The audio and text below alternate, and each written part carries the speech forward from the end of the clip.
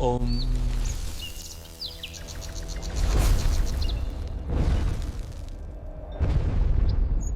नमस्कार भक्तों।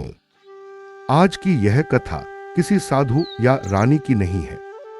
आज की यह कथा उस अहंकार की है जो तपस्या के भीतर भी चुपचाप स्थान बना लेता है। कहते हैं जब तक मन शांत है तब तक साधना सरल लगती है, लेकिन जैसे ही जीवन परीक्षा लेता है वही साधना हमारा वास्तविक स्वरूप दिखा देती है।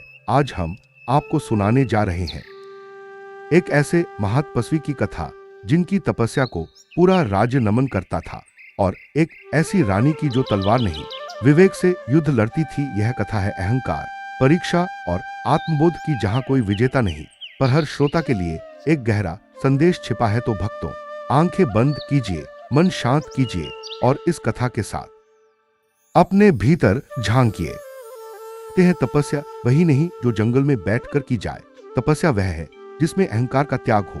लेकिन जब साधना में प्रवेश कर जाए तो वही साधना पतन का कारण बन जाती है। घने जंगलों से घिरा एक शांत प्रदेश था जहां मिट्टी और लकड़ी से बना एक साधारण आश्रम खड़ा था, और उसी आश्रम में वर्षों से महातपस्वी अयाश तपस्या कर रहे थे। लंबी सफेद दाढ़ी, जटाओं। उसी राज्य की रानी अपने विवेक और बुद्धि के लिए जानी जाती थी। राज दरबार में जब साधु की महिमा के किस्से गूंजते तो रानी शांत रहती, क्योंकि वे जानती थी कि जहां अंधा विश्वास हो वहां विवेक की परीक्षा आवश्यक होती है।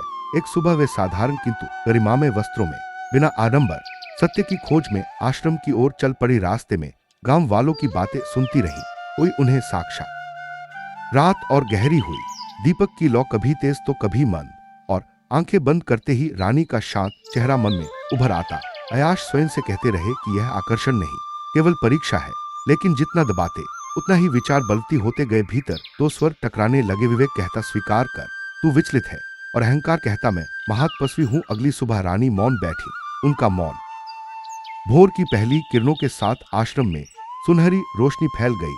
अयाश घुटनों के बल बैठे थे। आज न महातपस्वी न सिद्ध पुरुष, बस एक साधक रानी आई।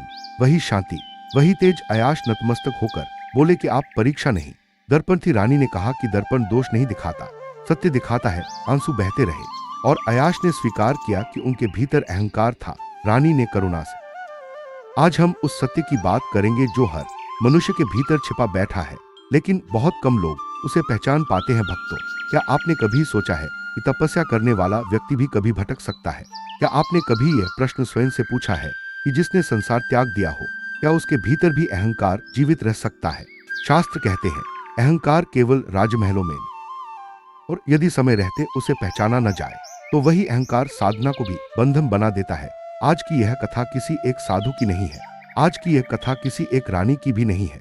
यह कथा है मनुष्य के भीतर चल रहे उस युद्ध की जिसमें विवेक और अहंकार आमने सामने खड़े होते हैं। भक्तों, जब कोई साधक वर्षों तक तप करता है, जब उसके चरणों में राजा महाराजा शीश झुकाते हैं, मैं श्रेष्ठ हूँ, मैं सबसे ऊपर हूँ, और यहीं से पतन की यात्रा शुरू होती है। आज की कथा में आप सुनेंगे एक ऐसे महातपस्वी के बारे में जिनकी साधना से पूरा राज्य प्रभावित था, जिनके एक वचन पर लोग अपना जीवन बदल लेते थे, लेकिन जिनके भीतर एक सूक्ष्म अहंकार चुपचाप पल रहा था। और भक्तों, आज आप मिलेंगे एक ऐसी रानी से जो न तो युद्धभूमि में तलवार चलाती थी, न ही किसी को सबसे बड़ी शक्ति था।